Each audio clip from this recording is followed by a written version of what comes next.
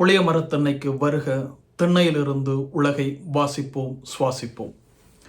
இப்போ நாம் பார்த்துட்டு இருக்கிறது விவசாயம் தொடர். இந்த தொடரில் முதல் பகுதியில் அமெரிக்காவில் சார்லட் நகரில் இருக்கிற உழவர் சந்தையை போய் நம்ம பார்த்தோம். அடுத்ததாக இங்கே இருக்கிற ஒரு நகர்ப்புற பண்ணையும் பார்த்துக்கிட்டு இருக்கோம். அந்த பண்ணையினுடைய இரண்டாவது பகுதியை பார்ப்பதற்கு முன்னாடி நம்முடைய குறிப்பாக தமிழகத்தினுடைய விவசாய வரலாற்றையும் கொஞ்சம் திரும்பி பார்க்கணும் அப்படின்னு நான் நினைக்கிறேன். இந்தியாவில் ஒரு கட்டத்தில் மிக பெரும் உணவு பஞ்சம் ஏற்பட்டுச்சு. நம்மிடம் நிறைய நிலங்கள் இருந்துச்சு, ஆனால் அந்த நிலங்களிலிருந்து மக்களுக்கு தேவையான உணவை உற்பத்தி செய்ய முடியாத ஒரு வறட்சி நிலவிய காலம் இருந்தது. அந்த வறட்சிக்கு பல்வேறு காரணங்கள் சொல்லப்படுகிறது. குறிப்பாக பிரிட்டிஷ் காலத்தில் நம்மளோட சிஸ்டமை அவங்க கம்ப்ளீட்டாக டெஸ்ட்ராய் பண்ணிட்டாங்க. பயிர்கள் எந்த பயிரை பயிரிட வேண்டும் என்பதில் முக்கியமான சாய்ஸ் அவங்க தான் எடுத்தாங்க. எந்த பயிரை விளைவித்தால் அவர்களுக்கு லாபம் ஏற்படுமோ அந்த பயிர்களை பயிரிட விவசாயிகள் கட்டாயப்படுத்தப்பட்டார்கள். பணப்பயிர்களை அதிகமாக விளைவிக்க விவசாயிகள் கட்டாயப்படுத்தப்பட்டார்கள். வெஸ்டர்ன் கண்ட்ரீஸில் தேவைப்படும் பொருட்களை விளைவிக்க விவசாயிகள் கட்டாயப்படுத்தப்பட்டார்கள்.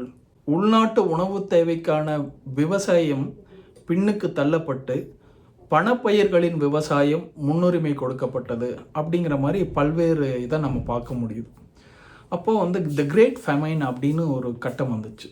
நிறைய பேர் பசியினால் இறந்த ஒரு சூழல் வந்துச்சு.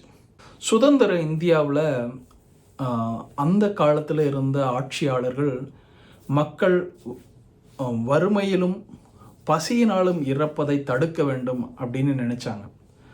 அப்போ அவங்களுக்கு இருந்த வாய்ப்பு உணவுப் பொருட்களின் உணவு பயிரை குறுகிய காலத்தில் நிறைய விளைவிக்க வேண்டிய தேவை இருந்துச்சு. ஒரு கட்டத்தில் சொல்லுவாங்க, அமெரிக்கா இந்தியாவுக்கு கோதுமை ஏற்றுமதி செஞ்சிச்சு. அந்த கோதுமையுடைய நம்ம ஊரில் இப்போ சொல்லக்கூடிய இந்த கருவேல மரங்களின் விதைகளும் அதற்கூட சேர்ந்து வந்துருச்சு. அதனால தான் இப்போ நம்ம ஊரில் நிறையா கருவேல மரங்கள் இருக்குது அப்படிங்கிற மாதிரி ஒரு செய்தி இருக்குது.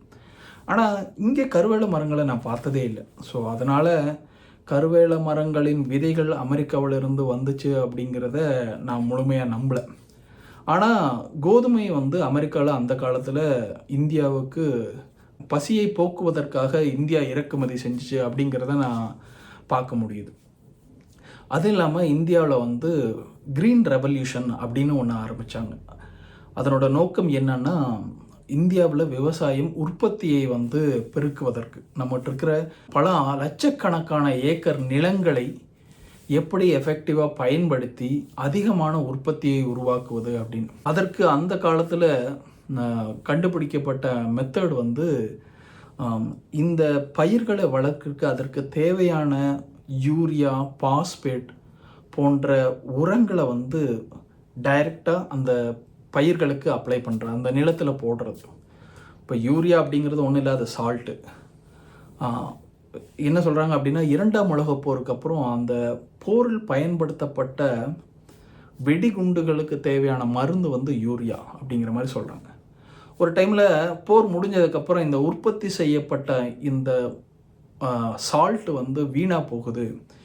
இதை நம்ம நிலத்தில் போட்டு விவசாயம் பண்ணும்போது ஈல்டு அதிகமாக கிடைக்குது அப்படின்னு கண்டுபிடிச்சாங்க. அதை குறிப்பாக இந்தியா, பாகிஸ்தான் போன்ற வளரும் நாடுகளுக்கு அவர்களுடைய உணவு தேவையை பூர்த்தி செய்வதற்கு உபயோகமாக இருக்குது அப்படின்னு நிறையா டம்ப் பண்ணுறாங்க இந்தியாவில் யூரியாவை. அதாவது எக்ஸ்போர்ட் இம்போர்ட் நடக்குது.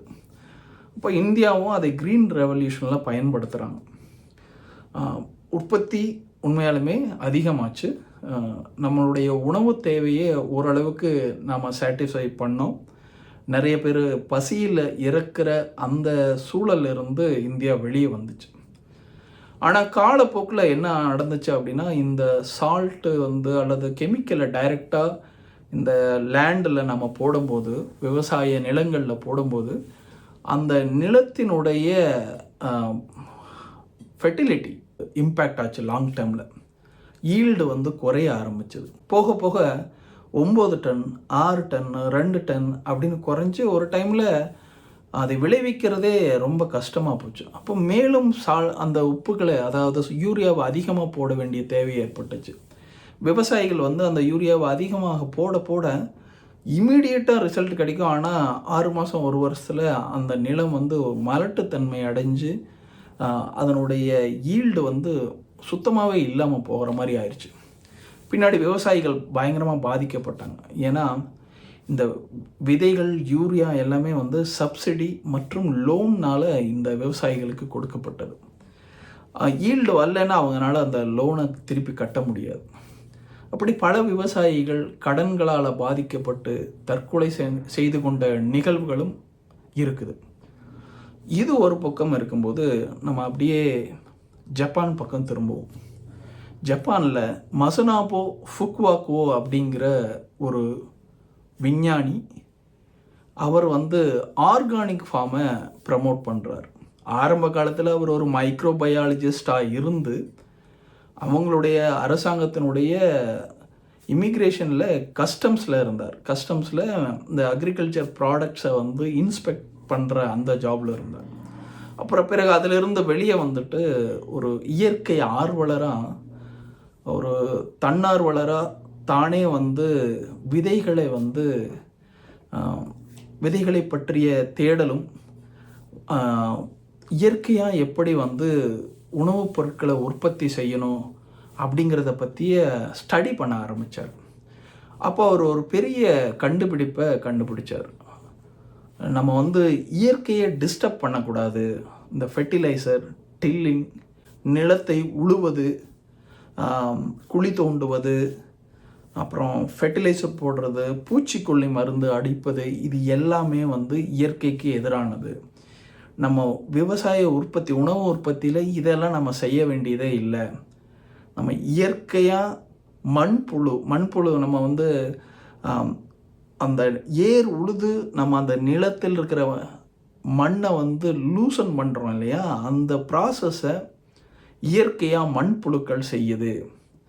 அதே போல்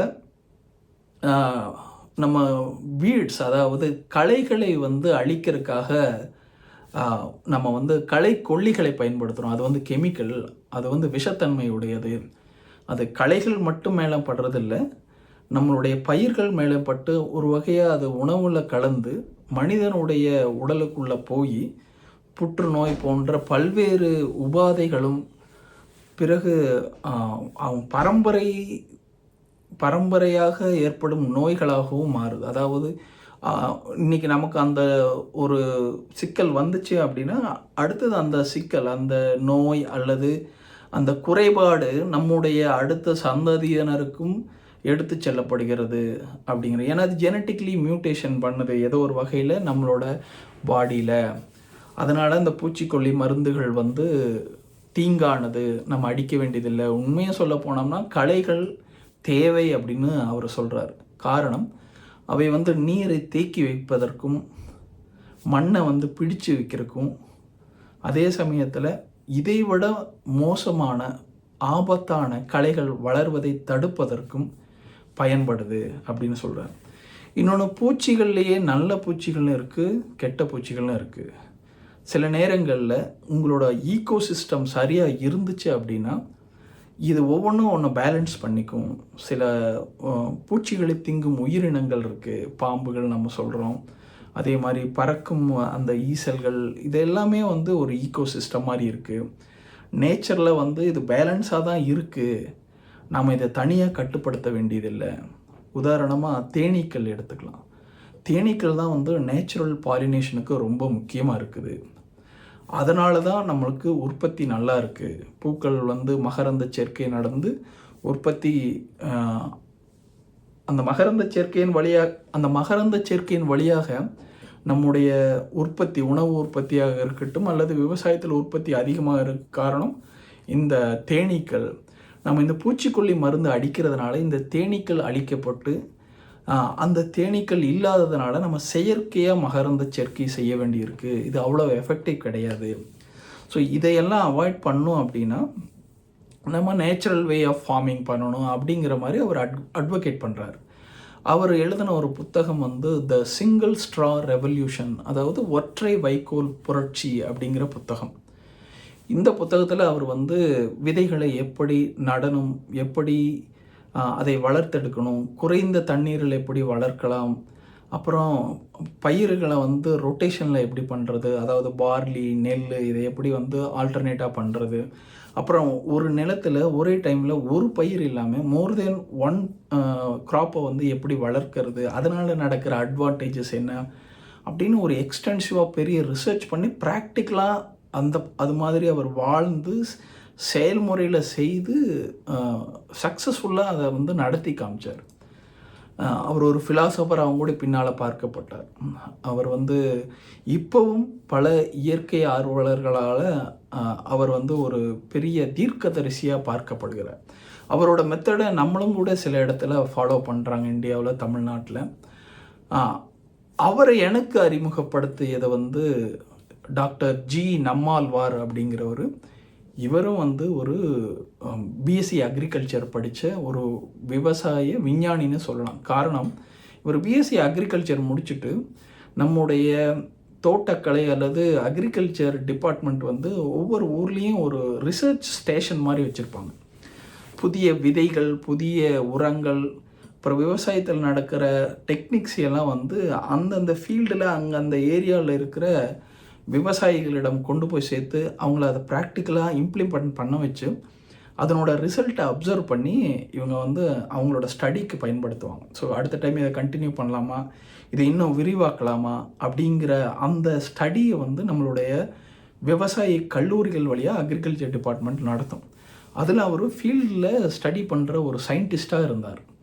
அப்படி இருக்கும்போது கொஞ்ச நாளில் அவருக்கு இந்த நம்ம முன்னாடி பார்த்தோம் இல்லையா க்ரீன் ரெவல்யூஷன், அதன் வழியாக என்ன பண்ணணும்னா அரசாங்கம் இந்த ஃபெர்டிலைசர், ஹெர்பிசைட்ஸு, பெஸ்டிசைட்ஸ் வழியாக வந்து இதை விவசாயிகளிடம் கொண்டு போய் சேர்த்து அதன் வழியாக விவசாயத்தின் உற்பத்தியை அதிகம் பண்ணுறது தான் அரசாங்கத்தோட நோக்கம். ஆனால் அவர் என்ன பண்ணுறாரு, என்ன கண்டுபிடிக்கிறாருன்னா ஓவர் தி பீரியட் இது சரியில்லை, அரசாங்கம் இந்த முடிவை எடுக்கிறதுக்கு பெரு நிறுவனங்கள், குறிப்பாக பன்னாட்டு நிறுவனங்கள் அரசை தூண்டுகிறது. தன்னுடைய லாபத்திற்காக, சுயலாபத்திற்காக அரசாங்கம் இந்த மாதிரி ரிசர்ச்சை செய்ய வைக்கிறாங்க அப்படிங்கிறத மாதிரி அவர் ஒரு அப்சர்வ் பண்ணிவிட்டு அதிலிருந்து வெளியே வர்றார். வெளியே வந்து மசனாப்போ, ஃபுக்குவாக்கோ மாதிரியே ஆர்கானிக் ஃபார்மை ப்ரமோட்டிங் பண்ணுறாரு, ப்ராக்டிக்கலாக இம்ப்ளிமெண்ட் பண்ணுறாரு. அவர் வந்து ப்ரமோட் பண்ணதான் பஞ்சகவ்யா மற்றும் பல்வேறு வகையான farming methods, organic farming methods பண்ணுறார். அவரும் ஃபுக்குவாக்கோ மாதிரியே என்ன சொல்கிறாரு அப்படின்னா, உங்களுக்கு இந்த விவசாயத்திற்கு தேவையான உரங்கள் வெளியிலிருந்து வர வேண்டிய தேவையில்லை. ஒரு சஸ்டெயினபிள் ஃபார்மாக இருந்துச்சுன்னா உங்களுடைய நிலத்திலிருந்து கிடைக்கக்கூடிய வேஸ்ட்டே அந்த நிலத்திற்கு தேவையான உரமாக மாறும். அந்த கால்நடைகளின் கழிவுகள் மீண்டும் உரமாக மாற்றப்படும். உதாரணமாக மாட்டு சாணம் வந்து கன்வெர்ட் பண்ணி அதை மறுபடியும் உரமாக மாற்றுறது. உங்களுடைய விவசாயத்தில் வர்ற வேஸ்ட்டு, அதாவது இப்போ ஒரு கரும்பு வளர்க்குறோம் அப்படின்னா கரும்பு எடுத்ததுக்கப்புறம் சோகையை எடுக்கிறது, அல்லது ஒரு நெல் வளர்க்குறோம் அப்படின்னா நெல்லை எடுத்ததுக்கப்புறம் அந்த வைக்கோல், இந்த மாதிரி ஒவ்வொரு பை ப்ராடக்ட்டும் அந்த நமக்கு தேவை போக மீதி இருக்கிற வேஸ்ட் எல்லாமே அந்த நிலத்திற்கு மீண்டும் உரமாக பயன்படும் அப்படின்னு சொன்னோம். குறிப்பாக அந்த சிங்கிள் ஸ்ட்ரா ரெவல்யூஷனில் சொல்கிறது இந்த ஸ்ட்ரா, அதாவது வைக்கோல் வந்து ஒரு சிறந்த மல்ச்சாக பயன்படுது. மல்ச் அப்படிங்கிறது ஒரு மூடாக்கு மாதிரி இருக்கும். அந்த நிலத்தை அந்த மூடாக்க போட்டோன்னா சன்லைட் படலை அப்படின்னா அதிலிருந்து முளைக்காது அந்த இடத்துல. உதாரணமாக நம்ம பயிர் வந்து ஒரு லைனில் வச்சுருக்கோன்னா சைடில் இருக்கிற இடத்துல வந்து கேப் இருக்கும். அந்த இடம் ஓப்பனாக விட்டோம்னா அங்கே களைகள் முளைக்க ஆரம்பிச்சிடும். அந்த இடத்துல நம்ம மூடாக்குன்னு சொல்கிறோம். அந்த மல்ச்சு போடும்போது வைக்கோல் வழியாக அதை மறைச்சிட்டோம் அப்படின்னா அந்த இடத்துல எதுவும் முளைக்காது. அதே சமயத்தில் சூரிய ஒளியில் அங்கே இருக்கிற மாய்ஸ்சர் வந்து வேப்பர் ஆகாமல் பார்த்துக்க முடியும். அப்படிங்கிற அந்த பேசிக் பிரின்சிபல்ஸ் எல்லாமே ஸ்டடி பண்ணி இதெல்லாம் இருக்குது. நேச்சுரலாகவே அப்படி தான் இருக்குது. ஆர்கானிக் வே ஆஃப் ஃபார்மிங் அப்படிங்கிறது என்னென்னா, you don't need external input to get more yield. வெளியிலிருந்து அதிகப்படியான இன்புட்டை தேவையில்லை. உங்களுக்கு தேவை விதை மட்டும்தான். தண்ணீரும் விதையும் இருந்ததுன்னா உங்களோட ஆர்கானிக் வே ஆஃப் ஃபார்மிங் வந்து உங்களுக்கு நல்ல ஈல்டு தரும் அப்படிங்கிறத ப்ரூவ் பண்ணி அவங்க வந்து ப்ரமோட் பண்ணாங்க. நம்மாழ்வார் வந்து நிறைய சாதனைகள் அந்த மாதிரி செஞ்சுருக்காரு. மாடல் ஃபார்ம்ஸ் ரன் பண்ணியிருக்காங்க அவங்க. அது இல்லாமல் நேட்டிவ் சீட்ஸ், அதாவது அந்த நிலத்திற்கு அந்த மண்ணிற்கு உரிய நம்முடைய பாரம்பரிய விதைகளை வந்து தேடி தேடி, ஏன்னா அது வந்து ஈஸியாக கிடைக்காது. இப்போ கடையில் கிடைக்கிற விதைகள் எல்லாமே வந்து கமர்ஷியல் விதைகள், மாதம் ப்ரொடியூஸ் பண்ணி பேக்கெட்டில் போட்டு கிடைக்கிறது. ஆனால் பாரம்பரிய விதைகள் வந்து அப்படி கிடைக்கிறதில்ல. அது எப்படின்னா, ஒரு விவசாயி அவர் பயன்படுத்திட்டு அவரே சேவ் பண்ணுவார், வந்து கேட்குறவங்களுக்கு கொடுப்பாரு. அது விவசாயிகிட்ட இருக்கும், அது ஸ்டோரில் கிடைக்காது. ஒரு டைமில் அந்த விவசாயி அந்த விவசாயத்தை விட்டுட்டாருன்னா அந்த பயிர், அந்த பாரம்பரிய பயிர் வந்து விதை வந்து மெயின்டைன் பண்ணாமல் அப்படியே போயிடும். இந்த மாதிரி நிறைய விதைகளை நாம் இழந்திருக்கோம். ஏன் இந்த விதைகள் சிறப்பான விதைகள் அப்படின்னா, அது அந்த மண், அந்த சாயில், அந்த கண்டிஷனுக்கு சூப்பராக வரும் without needing any additional input like fertiliser. அப்புறம் பூச்சிகள் தாக்காமல் அதற்கான இயற்கையான எதிர்ப்பும் கூட அந்த விதைகளில் இருந்து வர்ற செடிகளுக்கும் பயிர்களுக்கும் இருக்கிறத கண்டுபிடிச்சிருக்காங்க. ஸோ அப்போ நம்மாழ்வார் ஒரு இயக்கமாக நடத்தினார். அது என்னென்னா, விதை பயணம் அப்படிங்கிற ஒரு இது வழியாக ஒவ்வொரு கிராமத்துலேயும் போய் பாரம்பரிய விதைகளில் கொஞ்சம் அவங்ககிட்ட வாங்கி இதை இவங்க ப்ரிசர்வ் பண்ணுறாங்க, மீண்டும் உற்பத்தி பண்ணி அந்த விதைகளை பெருக்கிறாங்க. அப்போ அந்த பாரம்பரிய விதைகளை பெருக்கும் ஒரு இயக்கம் நடத்தினார். அதன் வழியாக நம்ம அந்த பாரம்பரிய விதைகளை விதைக்கும் போது நேச்சுரலாகவே ஈல்டு நல்லாயிருக்கும், இந்த பூச்சிகளின் தாக்கம் குறைவாக இருக்கும் அப்படிங்கிற இதெல்லாம் வந்து அவர் கண்டுபிடிச்சி அதை தமிழ்நாடு ஃபுல்லாக பரவலாக்குனாங்க. ஏறக்குறைய 2000 வந்து நானே பார்த்துருக்கேன். இதில் நானே இன்ஸ்பயர் ஆகிட்டு ஒரு டைமில் போய் ஊரில் விவசாயம் பண்ணலாம் அப்படிங்கின்னு நிலமெல்லாம் வாங்கின சூழல்லாம் இருக்குது. அந்தளவுக்கு வந்து விவசாயம் பேசப்பட்டது. அப்போது ஆனந்த விகடன் வந்து பசுமை விகடன் அப்படின்னு ஒரு மேகசின் ரன் பண்ணாங்க. இப்போ அதை ஸ்டாப் பண்ணிட்டு அது டிஜிட்டல் வெர்ஷனில் மட்டும் இருக்குதுன்னு நினைக்கிறேன்.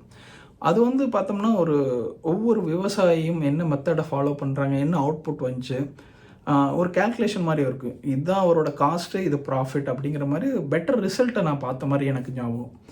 நிறைய பேர் இன்ஸ்பயர் ஆகி அந்த மாதிரி விவசாயம் பண்ணாங்க. அதாவது எங்கள் ஊர் பக்கத்தில் சத்தியமங்கலத்தில் திருமூர்த்தி அப்படிங்கிறவர் வந்து இந்த ஆர்கானிக் ஃபார்மிங் நல்லா பண்ணிகிட்டு இருந்தார். சமீபத்தில் அவர் உடல்நல குறைவால் இருந்துட்டார். இந்த மாதிரி பரவலாக எல்லாரும் வந்து ஆர்கானிக் ஃபார்மிங் அப்படிங்கிறத செய்ய ஆரம்பித்தாங்க. ஒரு காலத்தில் என்னாச்சுன்னா, இந்த ஆர்கானிக் ஃபார்மிங்கோட அவேர்னஸ் மக்கள்கிட்ட அதிகமாக இருக்கிறத தெரிஞ்சுக்கிட்ட சில குறுக்கு வழியில் பேர் மட்டும் ஆர்கானிக் ஃபார்மிங்னு போட்டுக்குவாங்க. ஆனால் அந்த ப்ராடக்ட் பார்த்திங்கன்னா கன்வென்ஷனலாக, அதாவது உரமும் வெளியிலேருந்து கெமிக்கல் ஃபெர்டிலைசர் யூஸ் பண்ண பொருட்களை வந்து ஆர்கானிக் ப்ராடக்ட்ஸ் அப்படின்னு விற்க ஆரம்பித்தாங்க.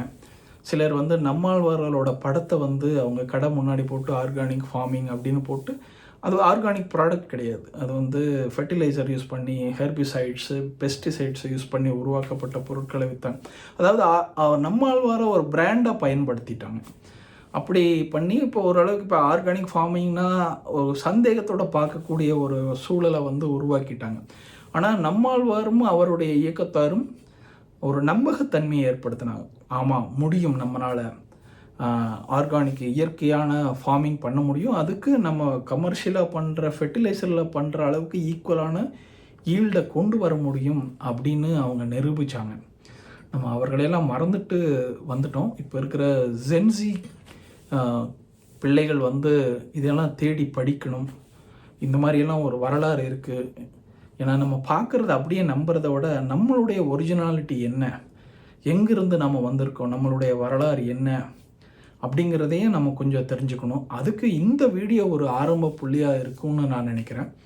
ஏன்னா நான் வந்து அமெரிக்காவில் இருந்துட்டு விவசாயத்தை பற்றி தெரிஞ்சுக்கணும், மக்கள் இங்கே எப்படி விவசாயம் நடக்குது, இதிலிருந்து நமக்கு ஏதாவது ஒரு பயன் இருக்கிறதா, இந்த டெக்னிக்ஸை நம்ம வந்து இந்தியாவில் பயன்படுத்த முடியுமா, தமிழ்நாட்டில் பயன்படுத்த முடியுமா, ஏதாவது ஒரு வகையில் பார்க்குற யாருக்காவது ஒரு வகையில் எங்கேயோ ஒரு ஸ்பார்க் கிடைக்கும் அப்படிங்கிறதுனால தான் நம்ம வந்து இந்த மாதிரி காணொளிகளை போடுறோம்.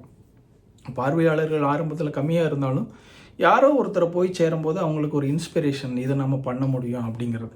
இப்போ நீங்கள் அடுத்த பார்க்க போகிற இந்த ஃபார்மிங், அதாவது விவசாயத்தில் நான் சொன்ன இந்த நகர்ப்புற ஃபார்மிங், டீப் ரூட்ஸ் ஃபார்மிங்கில் இதே முறையை கையாளுறாங்க. அந்த ஃபுக்குவாக்குவோ நம்மாழ்வார் சொன்ன அந்த சஸ்டைனபிள் ஃபார்மிங், அதாவது அந்த நிலத்தில் உணவு உற்பத்திக்கு தேவையான அனைத்து பொருட்களும், மூலப்பொருட்களும் அங்கிருந்தே, அந்த நிலத்திலிருந்தே கிடக்குது, வெளியிலிருந்து எதுவும் வர வேண்டியதில்லை. அங்கே கிடைக்கிற கால்நடைகளின் வேஸ்ட்டை வந்து, அப்புறம் அந்த காளான் வளர்க்குற அந்த வேஸ்ட்டு, அப்புறம் இந்த இயர் நம்ம ஈல்டு எடுத்ததுக்கப்புறம் தாவரங்களோட வேஸ்ட்டு, இதையெல்லாம் போட்டு மக்க வச்சு அதை உரமாக மாற்றி அதை வந்து நம்ம வந்து பயிர்களுக்கு வந்து உரமாக போட்டு ஈல்டு எடுக்கிறது. அதுதான் அவங்க பண்ணுற சஸ்டைனபிள் ஃபார்மிங். ஸோ நேச்சுரலாக பார்த்திங்கன்னா இது அமெரிக்காவில் இருந்தாலும், அமெரிக்காவில் கமர்ஷியல் பெரிய பெரிய ஃபார்மில் வந்து ஃபெர்டிலைசர் யூஸ் பண்ணுறாங்க, கமர்ஷியல் சீட்ஸை யூஸ் பண்ணுறாங்க, ஹெர்பிசைட், பெஸ்டிசைட்ஸ் இது எல்லாமே பயன்படுத்துகிறாங்க. ஆனால் அங்கேயும் இந்த மாதிரி ஒரு ஃபார்மிங் மெத்தட் இருக்குது, அதை ஃபாலோ பண்ணுறாங்க, அதுலேயும் சக்ஸஸ்ஃபுல்லாக இருக்கிறாங்க அப்படிங்கிறத நம்ம மக்கள் தெரிஞ்சுக்கணும் அப்படிங்கிறதுக்காக தான் இந்த வீடியோ.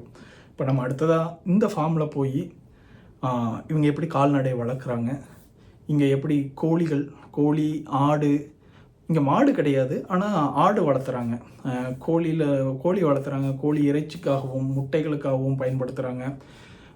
அடுத்ததாக வந்து காளான் வளர்க்குறாங்க.